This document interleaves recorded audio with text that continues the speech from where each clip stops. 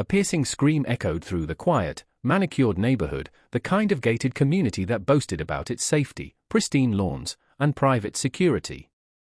But tonight, safety was a lie. A trembling flashlight beam wavered in the darkness as a self-proclaimed HOA security guard leveled his shaking pistol at a woman who had done nothing more than park her car in front of her own home. "Don't move. Hands where I can see them," the man barked, his voice filled with both authority and fear. The woman froze. Her heart thudded in her chest, not from fear of him, but from fear of what this moment represented. She had seen far too many stories like this end in tragedy. Yet the irony was sharp, this man had no idea who he was threatening. Her name was Commander Naomi Carter, 38 years old, mother of 2, and one of the FBI's top tactical commanders. She had led hostage rescues overseas, dismantled violent gangs, and stared down the barrels of hardened criminals without flinching. But here, in front of her own home, she was treated like a threat just because of the color of her skin. Naomi slowly raised her hands, her voice calm but firm. "This is my house. I live here.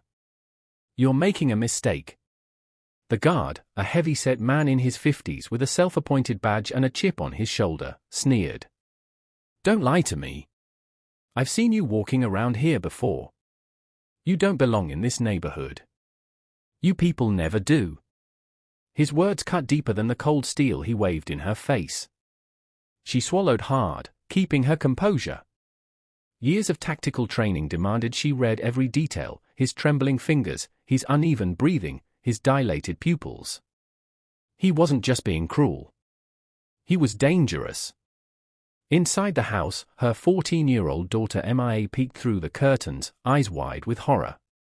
She wanted to run outside, but Naomi caught her gaze and gave a subtle shake of her head. She couldn't risk her child stepping into the line of fire. Naomi's challenge wasn't just the gun pointed at her, it was the rage boiling inside her, begging her to disarm him in a second flat. She knew 50 ways to neutralize his threat. But if she moved wrong, if someone filmed it, the narrative would twist against her. She wouldn't just be the woman defending herself. She would be painted as the aggressor, an armed, angry black woman who escalated the situation. Her voice dropped lower, steadier. "Sir, you need to lower your weapon. I am not a threat. I am an FBI tactical commander. If you fire that gun, your life will change forever."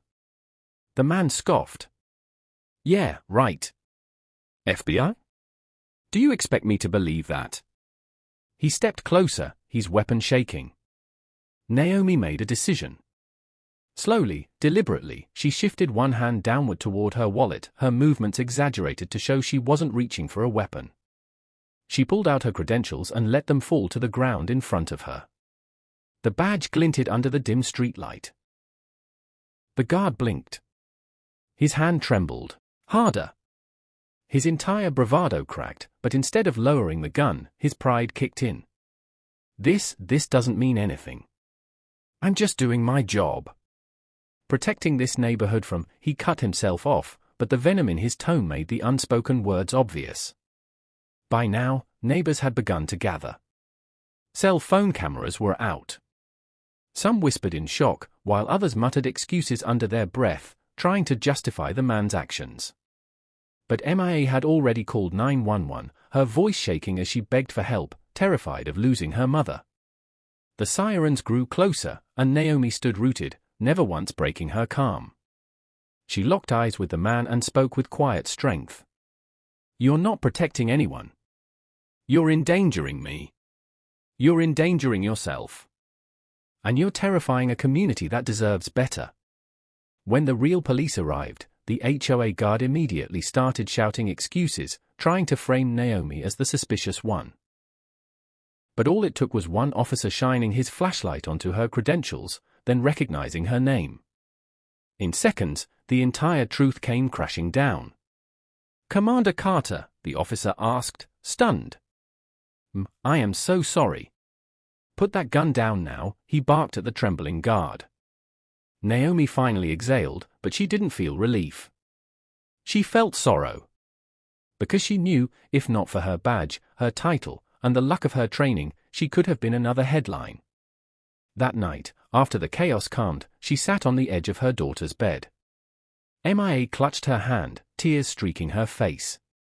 "Mom, why did he do that to you? Why does this keep happening?" Naomi swallowed the lump in her throat. She didn't have an easy answer.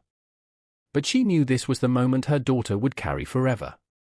Because some people let fear control them, baby. They judge what they don't understand. But you saw tonight, I didn't let fear control me. And you can't either. The next morning, Naomi didn't hide what happened. She stood before the HOA board, before the neighbors who had watched in silence, and told her story. She reminded them that justice wasn't just about laws, it was about humanity, accountability, and courage to confront prejudice even when it's uncomfortable. And though not everyone listened, some did. Some saw her not just as the woman who lived down the street, but as a protector, a leader, a mother who deserved to come home safe just like anyone else. Her story spread beyond the neighborhood, sparking conversations about racial bias, power, and the illusion of security when it's rooted in prejudice. And through it all, Naomi held her head high. Because at the end of the day, she wasn't just an FBI tactical commander.